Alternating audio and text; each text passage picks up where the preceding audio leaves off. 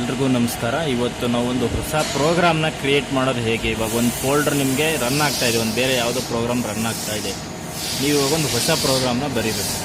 ಅವಾಗ ಹೊಸ ಪ್ರೋಗ್ರಾಮ್ನ ಕ್ರಿಯೇಟ್ ಮಾಡಬೇಕಾಗುತ್ತೆ. ಸೊ ಕ್ರಿಯೇಟ್ ಮಾಡೋದು ಹೇಗೆ, ಫಸ್ಟ್ ಆಫ್ ಆಲ್ ಒಂದು ಪ್ರೋಗ್ರಾಮ್ನ ಹೇಗೆ ನಾವು ಓಪನ್ ಮಾಡೋದು ಒಂದು ಹೊಸ ಪೇಜ್ನ ಅನ್ನೋದಾದರೆ, ಇಲ್ಲಿ ಕೆಳಗಡೆ ಬನ್ನಿ, ಮೋಡ್ ಸೆಲೆಕ್ಷನ್ ಇದೆಯಲ್ಲ, ಇಲ್ಲಿ ಕೆಲವೊಂದು ಮಿಷಿನ್ಗೆ ಈ ಥರ ಮೋಡ್ ಸೆಲೆಕ್ಷನ್ ಇರುತ್ತೆ, ಇನ್ನು ಕೆಲವೊಂದು ಮಿಷಿನ್ಗೆ ಈ ಥರ ಬಟನ್ಸ್ ಇರುತ್ತೆ. ಆಟೋ, ಎಡಿಟು, ಜಾಗು, ರೆಫರೆನ್ಸು ಆ ಥರ ಸೆಲೆಕ್ಷನ್ ಮಾಡೋದಿರುತ್ತೆ. ಇದಕ್ಕೆ ನಿಮಗೆ ಇಲ್ಲಿದೆ ನೋಡಿ ಸೆಲೆಕ್ಷನ್, ಜಾಗ್ ಇದೆ, ಆಟೋ ಇಲ್ಲಿದೆ, ಎಡಿಟ್ ಬಂದು ನಿಮಗೆ ಇಲ್ಲಿದೆ. ಎಡಿಟ್ ಪ್ರೆಸ್ ಮಾಡಿ ಇಲ್ಲಿ ಡಿಸ್ಪ್ಲೇಗೆ ಬರ್ತೀರಾ. ಫಸ್ಟ್ ನೀವು ಒಂದು ಹೊಸ ಪ್ರೋಗ್ರಾಮ್ ಕ್ರಿಯೇಟ್ ಮಾಡಬೇಕು. ಯಾವುದೋ ಇಲ್ಲಿ ಇಲ್ಲದೇ ಇರೋದು ಪ್ರೋಗ್ರಾಮ್ನ ಒಂದು ಕ್ರಿಯೇಟ್ ಮಾಡಬೇಕು. ಯಾವ ಥರ ಕ್ರಿಯೇಟ್ ಮಾಡ್ತೀರಾ, ಓ ಬಂದು ನಿಮಗೆ ಮ್ಯಾಂಡೇಟರಿ. ಯಾವುದೇ ಪ್ರೋಗ್ರಾಮ್ ನೀವು ಹೊಸದಾಗ ಸ್ಟಾರ್ಟ್ ಮಾಡಬೇಕು ಅಂದರೆ ಸ್ಟಾರ್ಟಿಂಗಲ್ಲಿ ಬರೆಯೋದು ನೆಸೆಸಿಟಿ ಇರುತ್ತೆ ನಿಮಗೆ. ಯಾವುದೋ ಒಂದು ಪ್ರೋಗ್ರಾಮ್ ನೀವು ಒಂದು 350 ಅನ್ನೋ ನಂಬರ್ನ ನೀವು ಹೊಸದಾಗಿ ಓಪನ್ ಮಾಡಬೇಕು. ಏನು ಮಾಡಿದ್ದೀವಿ ಇಲ್ಲಿ, 350 ಅಷ್ಟೇ ಟೈಪ್ ಮಾಡಿರೋದು, ಬೇರೆನೂ ಟೈಪ್ ಮಾಡಿಲ್ಲ. ಇಲ್ಲಿ ನೋಡಿ, ಅಷ್ಟು ಟೈಪ್ ಮಾಡಿ ನೀವು ಇನ್ಸರ್ಟ್ ಅಂತ ಕೊಟ್ಬಿಟ್ರೆ ಒಂದು ಹೊಸ ಫೋಲ್ಡ್ರು ಓಪನ್ ಆಗೋಗ್ಬಿಡುತ್ತೆ. ಬೇಸಿಕ್ ಇದು. ಫಸ್ಟ್ ಒಂದು ಹೊಸ ಪ್ರೋಗ್ರಾಮ್ನ ಕ್ರಿಯೇಟ್ ಮಾಡೋದು ಹೆಂಗೆ ಅಂತ ಗೊತ್ತಿರಬೇಕು. ಸ್ಟಾರ್ಟಿಂಗಲ್ಲಿ ಒಂದು ಪ್ರೋಗ್ರಾಮ್ ನಿಮಗೆ ಕ್ರಿಯೇಟ್ ಆಗೋಯ್ತು. ಫಸ್ಟ್ ಮಾಡಬೇಕಾಗಿರೋ ಕೆಲಸ ಏನು, ಬ್ಲಾಕ್ ನಂಬರ್ನ ಬರೀಬೇಕು. N1 block number. ಇವಾಗ ಹೊಸದಾಗಿ ಕ್ರಿಯೇಟ್ ಮಾಡಿದ ತಕ್ಷಣ ಫಸ್ಟ್ ನೀವು ಬರೀಬೇಕಾಗಿರೋದು ಬ್ಲಾಕ್ ನಂಬರ್. ಇವಾಗ N2, N1, N2, N3, N4 ಇದು ಎಲ್ಲಿ ಯೂಸ್ ಆಗುತ್ತೆ ಅಂದರೆ, ಇವಾಗ ಓಡಿ ರಫಿಂಗ್ N1 ಇರುತ್ತೆ, ಓಡಿ ಫಿನಿಶಿಂಗ್ N2. ಯಾವಾಗ ಸೆಂಟ್ರಲ್ ನಿಮಗೆ ಕಾಲ್ ಮಾಡಬೇಕಂದ್ರೆ ಡೈರೆಕ್ಟಾಗಿ ಈ ಥರ N2 ಅಂತ ಕಾಲ್ ಮಾಡಿ ಸರ್ಚ್ ಮಾಡಿದಾಗ ಅಲ್ಲಿಗೆ ಹೋಗೋದಕ್ಕೆ ಈ ಬ್ಲಾಕ್ ನಂಬರ್ ನಿಮಗೆ ಯೂಸ್ ಆಗುತ್ತೆ.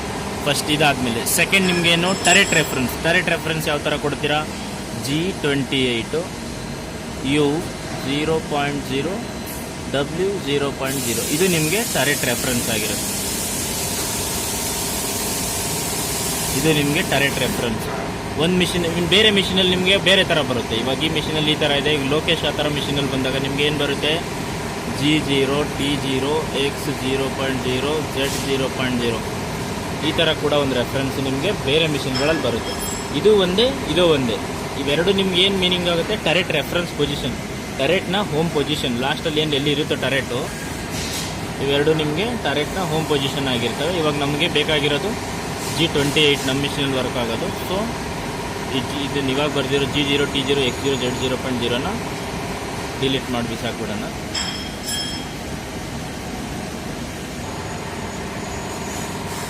ಮತ್ತು ನೆಕ್ಸ್ಟ್ ಏನು ಮಾಡಬೇಕು, ಟೂಲ್ ನಂಬರ್. ಯಾವ ಟೂಲ್ ನಂಬರ್ ಬೇಕು, ಅದನ್ನು 01 ನೋಡಿ, ಇಲ್ಲಿ ನೋಡ್ತಾ ಇರಿ, T01 ಇದು ನಿಮಗೆ ಟೂಲ್ ನಂಬರ್.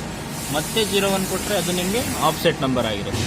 ಆಫ್ಸೆಟ್ ನಂಬರ್ ಯಾವುದು, ಇವಾಗ ನೀವು ಇಲ್ಲೇನು ಟೂಲಲ್ಲಿ ಏನು ಕರೆಕ್ಷನ್ ಮಾಡ್ತಾ ಇರ್ತೀರೋ, ಟೂಲ್ ನಂಬರ್ಸ್ ಇಲ್ಲಿದೆಯಲ್ಲ, ಇವಾಗ ಅಲ್ಲೇನೋ ಇವಾಗ ಇದು ನಮಗೆ ಟೂಲ್ ನಂಬರ್ 1ನಲ್ಲಿ ಓಡಿ ಇದೆ ಅಂದ್ಕೊಳ್ಳಿ, ಅದರಲ್ಲಿ ನಾವು ಕರೆಕ್ಷನ್ ಮಾಡಬೇಕಂದ್ರೆ ಟೂಲ್ ನಂಬರ್ 1ನಲ್ಲಿ ಮಾಡ್ತೀವಿ. ಇದ್ರ ನಂಬರ್ ಅದು T01 ಎರಡನೇ ಸಲ 01 ಇದೆಯಲ್ಲ, ಅದು ನಿಮಗೆ ಇದು. ನೀವು ಬೇಕಾದ್ರೆ ಇದನ್ನು ಚೇಂಜ್ ಕೂಡ ಮಾಡ್ಕೋಬೋದು. ಯಾವ ಥರ ಇದೆ, ನೀವು ಇದನ್ನು ಹೆಂಗೆ ಚೇಂಜ್ ಮಾಡ್ಬೋದು ಅಂದರೆ, T01 ಇರೋದನ್ನು T01 02 ಅಂತ ಬೇಕಾದ್ರೂ ಕೊಡ್ಬೋದು.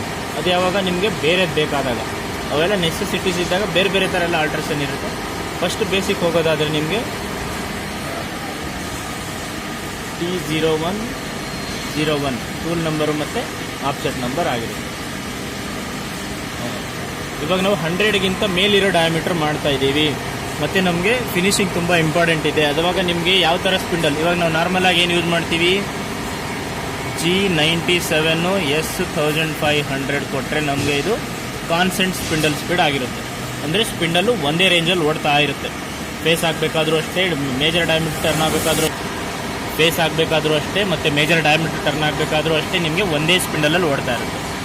ಈ ಥರ ಓಡಬಾರ್ದು. ಸ್ಪಿಂಡಲ್ಲು ಕೆಳಗೆ ಬರ್ತಾ ಜಾಸ್ತಿ ಆಗಬೇಕಂದ್ರೆ ಅದಕ್ಕೆ ಯಾವ ಥರ ಕೊಡ್ತೀವಿ,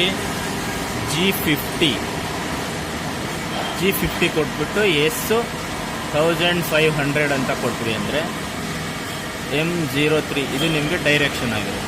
G50 ಕೆಳಗಡೆ ಲೈನಲ್ಲಿ G96 ಇದು ನಿಮಗೆ ರೆವಲ್ಯೂಷನ್ ಬರುತ್ತೆ. ನಿಮಗೆ ಒಂದು ಪಾಸ್ಗೆ ಸ್ಪೀಡ್ ರೇಟ್ ಏನು ಬರುತ್ತೆ ರೆವಲ್ಯೂಷನ್, ಇವಾಗ ನೀವು ಮೇಲ್ಗಡೆ 1500 ಮ್ಯಾಕ್ಸಿಮಮ್, ಇದು ಮ್ಯಾಕ್ಸಿಮಮ್ ಸ್ಪಿಂಡಲ್ ಸ್ಪೀಡ್ ಇದು G50 ಅಂತ ಕೊಟ್ಟ ಮೇಲೆ ನಿಮಗೆ ಎಕ್ಸ್ ಪಾಯಿಂಟ್, ಇವಾಗ ಒಂದು 100 ಡಯಾಮೀಟರ್ ಟರ್ನ್ ಆಗ್ತಾ ಇದೆ ಅಂದರೆ 100 ಟರ್ನ್ ಆಗಬೇಕಾದ್ರೆ ನಿಮಗೆ ಒಂದು 600 ತೊಗೊಂಡಿರುತ್ತೆ.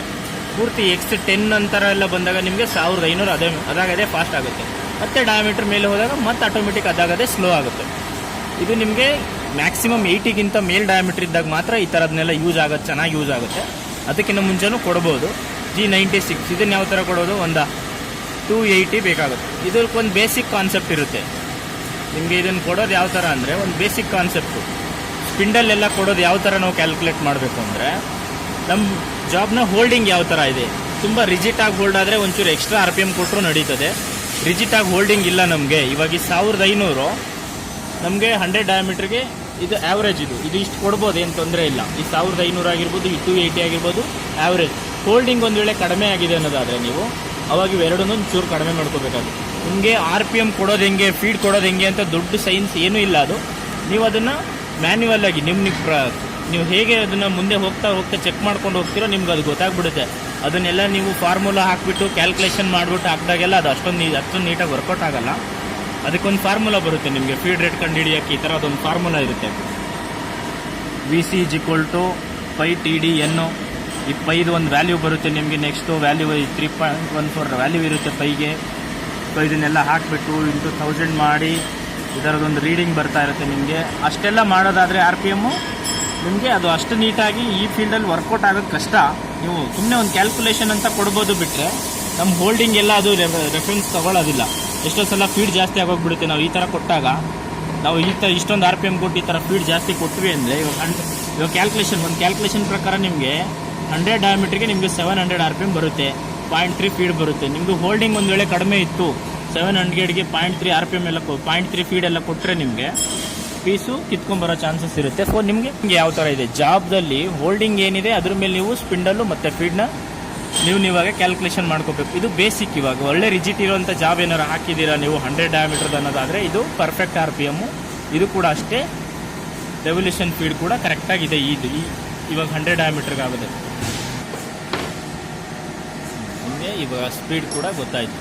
ಇದು RPM ಮ್ಯಾಕ್ಸಿಮಮ್ RPM ಮತ್ತು ಇದು ರೆವಲ್ಯೂಷನ್ ಸ್ಪೀಡು. ಅಂದರೆ ಇದು ಕಟ್ಟಿಂಗ್ ಆಗಬೇಕಾದ್ರೆ ನಿಮಗೆ ಯೂಸ್ ಆಗುತ್ತೆ. ಎಷ್ಟೊಂದು ಫೀಡ್ ಥರ ವರ್ಕ್ ಆಗುತ್ತೆ ನಿಮಗಿದು. ಆ್ಯಕ್ಚುಲಿ ಫೀಡ್ ಥರ ವರ್ಕ್ ಆಗುತ್ತೆ. RPM ಕೆಳಗೆ ಬರ್ತಾ ರೈಸ್ ಆಗುತ್ತೆ. ಮತ್ತು ಮೇಲ್ಗಡೆ ಇದ್ದಾಗ ಒಂದು ಮಿನಿಮಮ್ ಅದನ್ನೊಂದು ಕ್ಯಾಲ್ಕುಲೇಷನ್ ಪ್ರಕಾರ ಒಂದು 700 ತೊಗೊಳುತ್ತೆ ನಿಮಗೆ. 100 ಡಯಾಮೀಟರ್ ಬೇಕಾದ್ರೆ 7, 8, 900 ತೊಗೊತಾ ಇರುತ್ತೆ. ಬರ್ತಾ ಪೂರ್ತಿ X10 ಆ ಥರ ಎಲ್ಲ ಬಂದಾಗ ನಿಮಗೆ 1500 ಅದು ಆಟೋಮೆಟಿಕ್ ಆಗುತ್ತೆ. ಇವಾಗ ನಿಮಗೆ ಸ್ಟಾರ್ಟಿಂಗಿಂದ ನೋಡಿದ್ರೆ ಬ್ಲಾಕ್ ನಂಬರ್ ಇದೆ, ರೆಫರೆನ್ಸ್ ಇದೆ, ಟೂಲ್ ನಂಬರ್ ಇದೆ ಮತ್ತು RPM. ಈ ಥರ RPM ಕೊಡೋದನ್ನು ಫಸ್ಟ್ ಟೈಮ್ ಹೇಳ್ತಾ ಇರೋದು ವಿಡಿಯೋದಲ್ಲಿ. ಸೆಕೆಂಡ್ ನಿಮಗೆ ನೆಕ್ಸ್ಟ್ ಲೈನ್ ಏನು, ಇವಾಗ RPM ಸ್ಟಾರ್ಟ್ ಆದಮೇಲೆ ಸೇಫ್ಟಿ ಡಿಸ್ಟೆನ್ಸು ನಮ್ದು 100 mm ರಾ ಮೆಟೀರಿಯಲ್ ಇದೆ ಅಂದ್ಕೊಳ್ಳಿ. ಅವಾಗ ಏನು ಮಾಡ್ತೀರಾ, ಗೋ X105.0 Z20.0 ಸೇಫ್ಟಿ ಡಿಸ್ಟೆನ್ಸ್. ಇದು 100 mm ನಮ್ಮ ರಾ ಮೆಟೀರಿಯಲ್ ಇದ್ದಾಗ 5 mm ಮೇಲೆ ನಿಲ್ಸ್ಕೊಂಡಿರ್ತೀವಿ, ಜಾಬಿಂದ 20 mm ಹಿಂದೆ ನಿಲ್ಸ್ಕೊಂಡಿರ್ತೀವಿ. ಇದು ನಿಮಗೆ safety distance. G0 X105 Z20. ಇವಾಗ ಟರೆಟ್ ನಿಮಗೆ ಇಲ್ಲಿ ಚೆಕ್ಕಲ್ಲಿ ಜಾಬ್ ಇದೆ ಅಂದರೆ ಅದಕ್ಕೆ 20 mm ಡಿಸ್ಟೆನ್ಸ್ ಹಿಂದೆ ನಿಂತ್ಕೊಂಡು ಮತ್ತು 5 mm ಮೇಲೆ ನಿಂತ್ಕೊಂಡಿರುತ್ತೆ. ನೆಕ್ಸ್ಟ್ ಲೈನಲ್ಲಿ ಏನು ಬರೀತೀರಾ, ಫೇಸ್ ಒಂದು 2 mm ಫೇಸ್ ಆಗಬೇಕು ನಮಗೆ. Z2.0 ಇನ್ನೂ ಹತ್ತಿರ ಹೋಯ್ತು ಪೀಸು, ಜಾಬ್ಗೆ ಇನ್ನೂ ನಿಯರ್ ಹೋಯ್ತು ಟರೆಟ್ ಇವಾಗ. ನೆಕ್ಸ್ಟ್ ಇವಾಗ ಸೈಕಲ್. ನಮಗೆ ಸೈಕಲ್ ಯಾವ ಥರ ಯೂಸ್ ಮಾಡ್ತೀವಿ, G72 ಇನ್ನೊಂದು ಸಲ ಎಕ್ಸ್ಪ್ಲೇನ್ ಮಾಡ್ತೀನಿ ನೀಟಾಗಿ. G72 W0.5 R0.5 ಹಿಂಗಂದರೆ ಏನು, G72 ಬಂದು ನಿಮಗೆ ಫೇಸಿಂಗ್ ಸೈಕಲ್ಲು, W0.5 ಅಂದರೆ ನಿಮಗೆ ಪರ್ ಕಟ್. ಇದು ಪರ್ ಪಾಸ್ಗೆ ಎಷ್ಟು ಕಟ್ ಹೋಗಬೇಕು ಅಂತ, ಡೆಪ್ತ್ ಆಫ್ ಕಟ್ಟು. ಫೇಸಲ್ಲಿ 0.5 ಕಟ್. ಇವಾಗ 2 mm ಇರೋದನ್ನ 0.5 ತೆಗೆದ್ರೆ 4 ಪಾಸಲ್ಲಿ ಕ್ಲಿಯರ್ ಆಗುತ್ತೆ. ಸೊ 0.5 ಕ್ಲಿಯರ್ ಆಗಲಿ. ಇದು R0.5 ಬಂದು ನಿಮಗೆ ರಿಟ್ರಾಕ್ಷನ್ ಯಾವ ಥರ ವರ್ಕ್ ಆಗುತ್ತೆ. ಇವಾಗ ಒಂದು ಹಿಂಗೆ ಲೈನ್ ಒಂದು ಫೇಸ್ ಆಗಿ ಬಂದಿದೆ ಅಂದರೆ 0.5 ಹಿಂದೆ ಬಂದು ಮೇಲೆ ಹೋಗುತ್ತೆ. ಇದೇ ಲೈನಲ್ಲಿ ಹಂಗೆ ವಾಪಸ್ ಹೋದರೆ ಒಂದು ಲೈನ್ ಕ್ರಿಯೇಟ್ ಆಗುತ್ತೆ.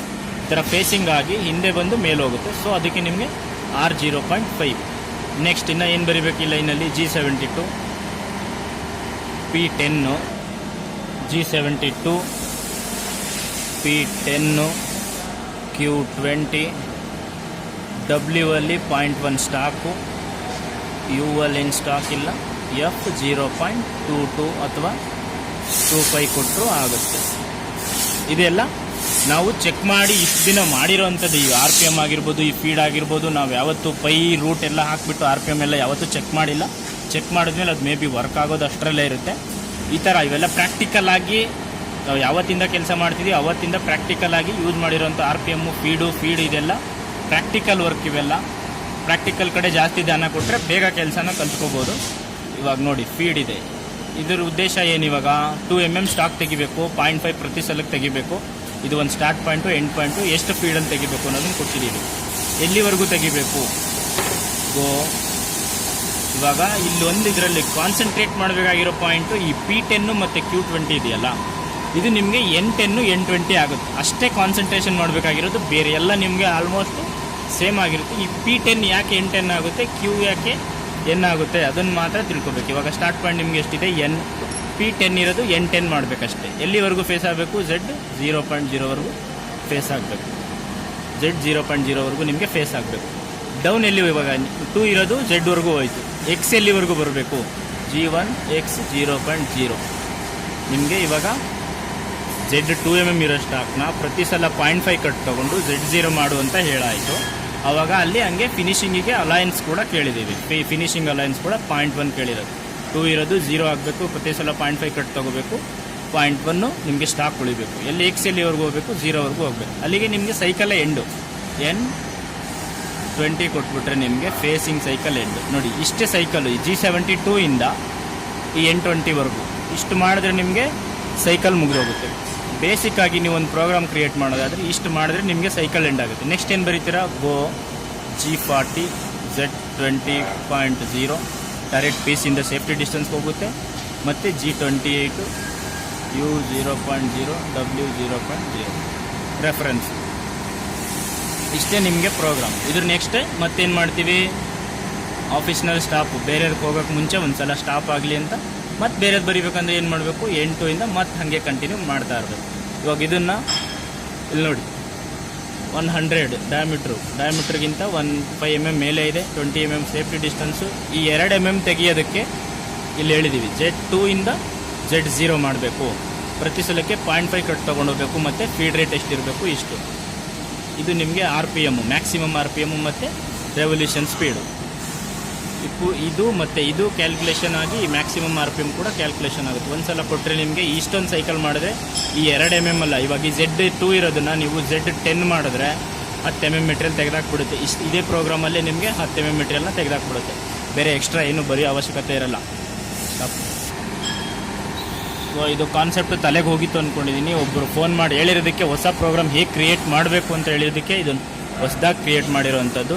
ಇವಾಗ ನೋಡಿ 350 ಒಂದು ಹೊಸ ಪ್ರೋಗ್ರಾಮ್ನ ಕ್ರಿಯೇಟ್ ಮಾಡಿ ರೆಫರೆನ್ಸ್ ಬರೆದು tool number, RPM, speed, distance, ಈ ಸೈಕಲ್ನ ಒಂದು ಸಲ ನೀವು ನೀಟಾಗಿ ರೆಕಾರ್ಡ್ ಮಾಡ್ಕೊಂಡು ರಿಪೀಟ್ ಮಾಡಿ. ಇವಾಗ ನಿಮ್ದು ಯಾವುದೋ ಜಾಬ್ ಇದ್ದರೆ ಇದೇ ಪ್ರೋಗ್ರಾಮ್ನಲ್ಲಿ ಇನ್ಸ್ಟಾಲ್ ಮಾಡಿದ್ರೆ ಅದ್ರ ಪಾಡ್ಗದು ಓಡ್ತಾ ಇರುತ್ತೆ. ಎನಿ ಅಲಾರಾಮ್ ಬರೋಲ್ಲ, ಎನಿ ಕರೆಕ್ಷನ್ ಏನೂ ಇರಲ್ಲ.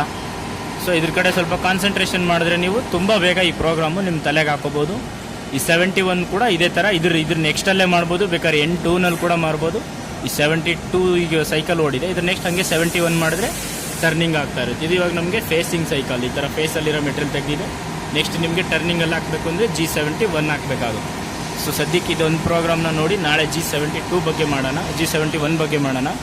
ಸೊ ನಿಮಗೆ ಪ್ರೋಗ್ರಾಮ್ ಇಷ್ಟ ಆದಲ್ಲಿ ಅಥವಾ ಏನಾದರೂ ಡೌಟ್ಸ್ ಇದ್ದಲ್ಲಿ ಕೆಳಗಡೆ ಕಮೆಂಟ್ಸ್ ಮಾಡಿ, ಅದ್ರ ಬಗ್ಗೆ ಏನು ಬೇಕೋ ಅದು ಮಾಹಿತಿಯನ್ನು ಕೊಡೋಣ. ಕನ್ನಡದಲ್ಲಿ ಪ್ರೋಗ್ರಾಮ್ನ ಮಾಹಿತಿ ಸಿಗ್ತಾ ಇದೆ. ಸೊ ದಯವಿಟ್ಟು ಎಲ್ಲರೂ ಯೂಸ್ ಮಾಡ್ಕೊಳ್ಳಿ ಮತ್ತು ಬೇರೆಯವ್ರಿಗೆ ಶೇರ್ ಮಾಡ್ತಾಯಿರಿ ಈ ವಿಡಿಯೋಗಳನ್ನ. Thank you.